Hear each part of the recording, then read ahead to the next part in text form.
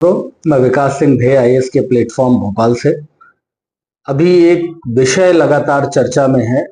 दो तरीके का पक्ष उसमें विद्यमान है। एक तो अमेरिका और भारत की ट्रेड डील संपन्न होने वाली है, जिस ट्रेड डील को लेकर के लगातार विचार प्रस्तुत हो रहा है। और अभी आज की ही न्यूज है कि डोनाल्ड ट्रंप के महोदय के द्वारा यह कहा गया है कि अगर ट्रेड डील होती है तो भारत को कर मुक्त रखा जाएगा। पहले तो भारत के प्रति ये उदारता क्यों है, यह भी समझने की जरूरत है। तो हम जानते हैं कि ये जो ट्रेड के ऊपर जो टैरिफ वॉर एक तरीके से इस तरीके से है क्योंकि ये अमेरिका के प्रत्युत्तर में जिन पर लगाया जा रहा है वह भी उस पर टैरिफ चार्ज कर रहे हैं। तो एक युद्ध जैसी स्थिति है, टैरिफ वॉर जैसी स्थिति है।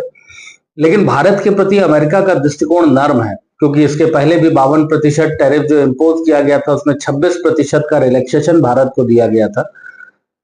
तो हमको यह समझना पड़ेगा कि क्यों टैरिफ लगा रहा है अमेरिका और क्या कारण है कि भारत के प्रति उदारता का दृष्टिकोण है। वर्तमान समय में अमेरिका की जो आर्थिक स्थिरता है वह चुनौतीपूर्ण है। व्यापार डेफिसिट की अवस्था है और खासकर चाइना के साथ होने वाले व्यापार पर उसका दृष्टिकोण जो है थोड़ा रिजिड है, क्योंकि चाइना उसके वैश्विक प्रतिद्वंदी के रूप में स्थापित कर रहा है। अमेरिका अपनी वैश्विक जो शक्ति संपन्न राष्ट्र का जो स्तर है उसको बचाए रखने के लिए एक तो अपनी आर्थिक स्थिति को मजबूत कर रहा है, क्योंकि आंतरिक स्तर पर उसके ऊपर राष्ट्रीय ऋण काफी है। उपभोक्ता वस्तुओं पर आयात पर निर्भरता ज्यादा है। उपभोक्ता वस्तुओं का जो उद्योग है वो वहां पर काफी संकटपूर्ण अवस्था में विद्यमान है। तो वह चाहता है कि उपभोक्ता उद्योग उनके यहाँ पुनः सृजित हो। वह चाहता है कि चीन की हिस्सेदारी व्यापार में कम स्थापित हो, ताकि वह जो उसको आर्थिक संपन्नता मिल रही है वो चीन के प्रत्युत्तर में इस्तेमाल न करने पाए।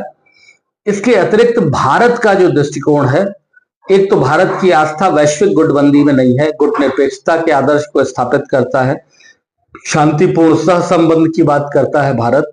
और इसके साथ साथ दक्षिण एशिया में चाइना का सबसे प्रबल प्रतिद्वंदी आप कह सकते हैं, काउंटर पार्ट कह सकते हैं, उसकी साम्राज्यवादी आर्थिक साम्राज्यवादी नीति को रोकने का प्रयत्न करने वाला देश जो है सशक्त, वह भारत है। अतः जो अमेरिका चाइना से अपना जो ट्रेड है उसको कम करके भारत के साथ बढ़ाता है, तो न केवल द्विपक्षीय साझेदारी मजबूत होती है, बल्कि भारत की जो दृष्टि है वैश्विक स्तर पर उसका भी विस्तार होता है। और चाइना के आर्थिक सशक्तिकरण पर जब अब प्रभाव पड़ेगा तो वैश्विक सशक्तिकरण भी उसका कम होगा। यद्यपि ब्रिक्स जैसे संगठन की मजबूती और भारत की तत्परता जैसे पक्ष जो है उस ट्रेड डील को थोड़ा सा कमजोर भी बनाते हैं।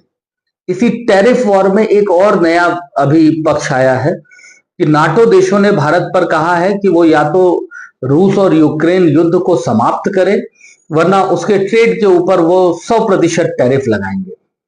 उसको समझने की जरूरत है कि भारत टैरिफ में एक तरफ तो अमेरिका से लाभ प्राप्त करने की बात कर रहा है, यद्यपि भारत सरकार ने यह कहा है कि अभी इसमें और भी पक्ष स्थापित होने हैं, इसलिए इसे फाइनल नहीं माना जाना चाहिए। अर्थात अभी भारत और अमेरिका की ट्रेड डील कंप्लीट हुई नहीं है।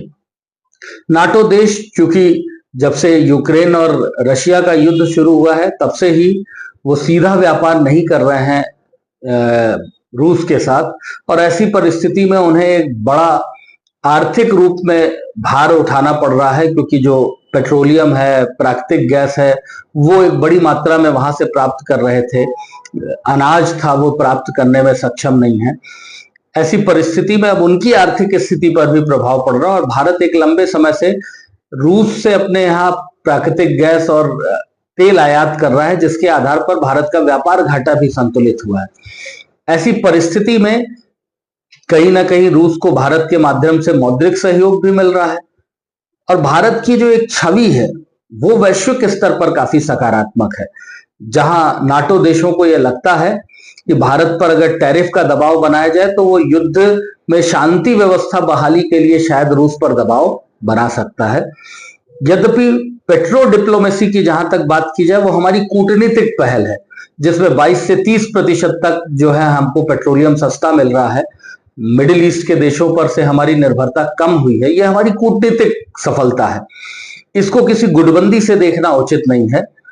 इसमें गुटबंदी नाटो देशों की है और इस प्रकार का दबाव स्वरूप जो है वो बड़ा सकारात्मक भारत के दृष्टिकोण से नहीं है, क्योंकि भारत न किसी गुट का पार्ट है, न किसी गुट के प्रति जो है अपनी आस्था रखता है। भारत ने सदैव गुट निरपेक्षता को माना है और शांतिपूर्ण सह अस्तित्व में विश्वास किया है। तो नाटो देश अगर गुटबंदी के आधार पर भारत पर किसी प्रकार का इस प्रकार का दबाव बनाते हैं तो मुझे नहीं लगता है उसमें कोई उन्हें सफलता अर्जित होगी। भारत पहले दिन से यूक्रेन और रूस दोनों से ही यह कह रहा है कि युद्ध का विश्व नहीं है, वर्तमान समय आर्थिक विश्व है, इसलिए एक दूसरे को सहयोग करके आगे बढ़ने की आवश्यकता है। अगर ऐसे प्रश्न अगर आपसे आते हैं तो आपका स्टैंड यहाँ पर स्पष्ट होना चाहिए। धन्यवाद।